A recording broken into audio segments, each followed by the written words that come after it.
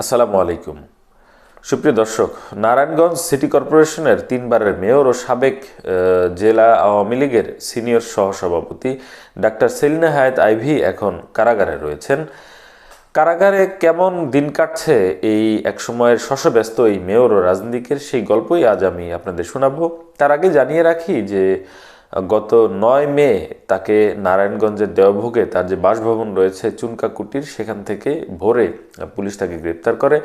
তার গ্রেপ্তারের ঘটনাটিও অনেকটা নাটকীয় ছিল। 8 মে রাতে যখন পুলিশ তাকে গ্রেপ্তার করতে যায়, তখন খবর পেয়ে এলাকাবাসী এমনকি তার অনুসারীরা তার বাসার সামনে এসে জড়ো হন।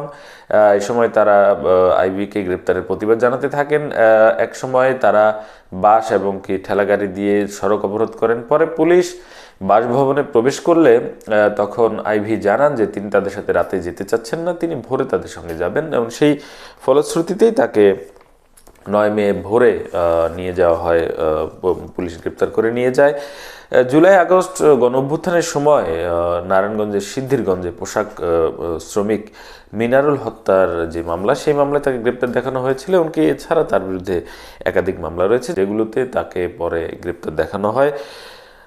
আপনারা নিঃসন্দেহে জানেন যে তিনি প্রতিমন্ত্রী মর্যাদায় নারায়ণগঞ্জ সিটি কর্পোরেশনের মেয়র ছিলেন। 2022 সালের আগস্টে তিনি সেই সম্মানটি পান, পদমর্যাদা পান, যে কারণে কারাগারে তিনি আদালতের নির্দেশে ডিভিশন পেয়েছেন, এবং ডিভিশনপ্রাপ্ত একজন বন্দী খালি থাকা সাপেক্ষে একটি সিঙ্গেল রুম পান, একটি সিঙ্গেল খাট সহ।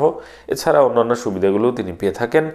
যেমনটি বলছিলাম যে কারাগারের নির্ভরযোগ্য সূত্র আমাদেরকে জানিয়েছে যে সেলিনা হায়াৎ আইভী কারাগারে খুব ভোরে ঘুম থেকে ওঠেন, তিনি ফজরের নামাজ আদায় করেন, পরে তিনি নাস্তা করেন, পত্রিকা পড়েন, কারণ একজন ডিভিশনপ্রাপ্ত বন্দী পত্রিকা এমনকি বই পড়ার সুযোগ পায়। এছাড়া বেশিরভাগ সময় তিনি তার ঘরে থাকেন। তবে তাকে খুব বেশি উদ্বিগ্ন কিংবা তাকে খুব বেশি চিন্তিত কিংবা খুব বেশি হতাশাগ্রস্ত বলে মনে হয়নি, যেটি আমরা কারাসূত্রে জেনেছি। বরঞ্চ তিনি অনেকটাই নির্ভীক বলে কারাসূত্র জানিয়েছে। আর তাছাড়া তার সঙ্গে খুব বেশি কেউ যে দেখা করতে যান সেটিও নয়। তার পরিবারের যারা সদস্য রয়েছেন তার মধ্যে তার ছোট ভাই তার মামলাগুলো পরিচালনা করেন বলে আমরা পারিবারিক সূত্রে জেনেছি। এছাড়া তার স্বামী এমনকি সন্তানেরা ইউরোপের একটি দেশে থাকেন। তারা যোগাযোগ করার প্রয়োজন হলে কারাগারের ফোন করে আইভীর সাথে কথা বলেন বলে আমরা কারা সূত্রে জেনেছি। আইভী টেলিভিশন দেখে এমনকি পত্রিকা পড়ে, বই পড়েও তার সময় পার করেন বলে আমরা কারাসূত্রে জানতে পেরেছি। পাশাপাশি আপনাদের জানিয়ে রাখি যে একজন ডিভিশনপ্রাপ্ত বন্দী রুম এমনকি সিঙ্গেল খাট ছাড়াও তারা অন্যান্য সুবিধাগুলো পেয়ে থাকেন। যে সুবিধাগুলোর মধ্যে রয়েছে যে তারা চেয়ার, টেবিল, তোশক, বালিশ, তেল, চিরুনি, আয়না এগুলো পেয়ে থাকেন। এমনকি তাদের প্রয়োজনে সহকারীও দেয়া হয়ে থাকে। পুরুষের ক্ষেত্রে সাধারণ একজন পুরুষ বন্দীকে দেয়া হয় তাদের সাথে তাদের সহযোগিতার জন্য। নারীদের ক্ষেত্রে একজন সাধারণ নারী বন্দী দেয়া হয় ওই ডিভিশনপ্রাপ্ত বন্দীদের কাজে এমনকি বিভিন্ন সময় তাদেরকে সহযোগিতা করার জন্য। দর্শক, সেলিনা হায়াৎ আইভী নারায়ণগঞ্জের রাজনীতিতে বেশ দাপুটেই বলা চলে।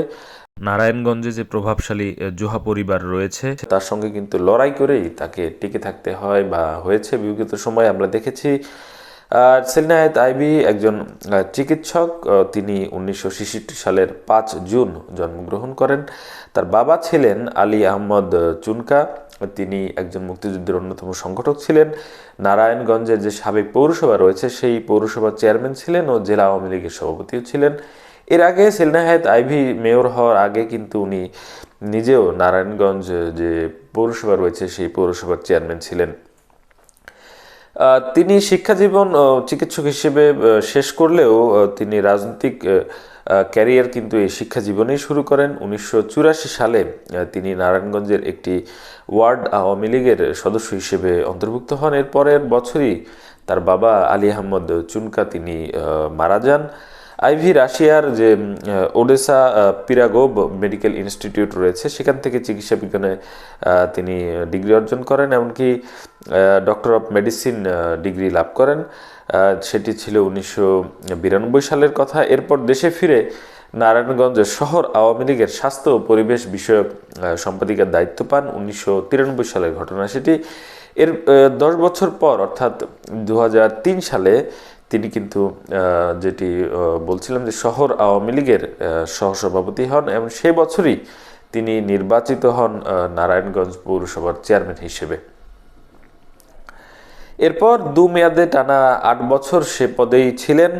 2011 সালে নারায়ণগঞ্জকে সিটি কর্পোরেশন করা হয়। এমনকি নারায়ণগঞ্জ সিটি কর্পোরেশনের যে প্রথম নির্বাচন হয়েছিল তখন কিন্তু তার যে দল আওয়ামী লীগ তাকে কিন্তু মনোনয়ন দেয়নি। সে বছর মনোনয়ন দেওয়া হয়েছে সাবেক সাংসদ শামীম ওসমানকে।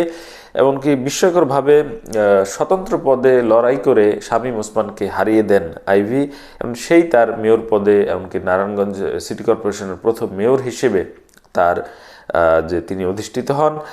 এরপর দ্বিতীয় নির্বাচন যেটি হয় সিটি কর্পোরেশনের সেটি হচ্ছে 2016 সালে। সেখানেও তিনি কিন্তু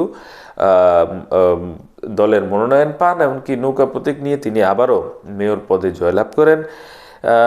এবার কিন্তু তিনি অনেকটাই ইতিহাস গড়েন দলের মনোনয়ন নিয়ে, কারণ এর আগে যারা মনোনয়ন পেয়েছিলেন দলের, এর আগে যিনি মনোনয়ন পেয়েছিলেন তিনি কিন্তু পরাজিত হয়েছিলেন, যে কারণে এটিকে অনেকে অন্যভাবে দেখে যে এখানে প্রতীকের চেয়ে আইভির ব্যক্তিত্বকে বেশি গুরুত্ব দিয়েছিলেন ভোটাররা।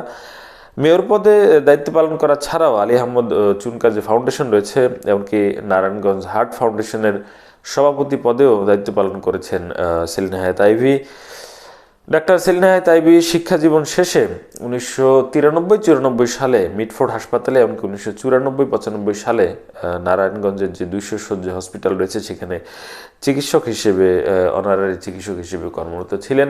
এবং সর্বশেষ যে নারায়ণগঞ্জ সিটি কর্পোরেশন নির্বাচন হয়েছে 2022 সালের 16 জানুয়ারি, সেই নির্বাচনে কিন্তু তিনি তৃতীয়বারের মতো মেয়র হিসেবে নির্বাচিত হন। অর্থাৎ টানা 3 বারের মেয়র ছিলেন সেলিনা হায়াৎ আইভি। নিঃসন্দেহে এতটুকু বলা যায় যে নারায়ণগঞ্জের রাজনীতিতে, বিশেষ করে আওয়ামী লীগের রাজনীতিতে সেলিনা হায়াৎ আইভির যে অনুসারী অনুগামীরা রয়েছেন তাদের পাশাপাশি নারায়ণগঞ্জের সাধারণ মানুষ সেলিনা হায়াৎ আইভিকে অন্যদের তুলনায় তাকে মেয়র পদে একটু এগিয়ে রাখেন সবসময়। তিনি বেশ জনপ্রিয় বলেই আমরা সেই স্থানীয় সূত্রে জানি। এমনকি সর্বশেষ যখন তাকে গ্রেপ্তার করা হয় 9 মে, তখন তিনি গণমাধ্যমের সামনে সামান্য কথা বলেন। সেখানে তিনি বলেন যে মেয়র পদে দায়িত্ব পালন করার সময় নারায়ণগঞ্জে যতগুলো হত্যাকাণ্ড হয়েছে বিগত সময়ে সবগুলো হত্যাকাণ্ডের উনি বিরোধিতা করেছেন।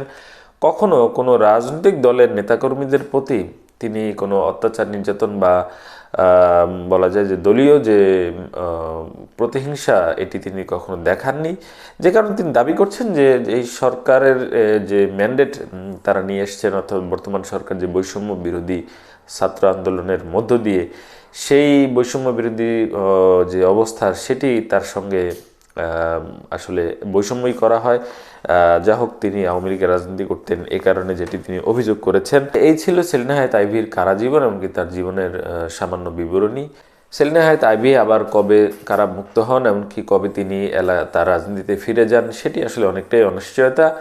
তবে তার এবং তার অনুসারীরা আশাবাদী যে তিনি দ্রুত ফিরবেন, এমনকি আবারও দলের রাজনীতিতে, এমনকি এলাকার মানুষের জন্য যে কাজ করার তার যে ব্রত সেটি তিনি অব্যাহত রাখবেন বলে তার অনুসারী অনুগামীরা এখনও বিশ্বাস করেন।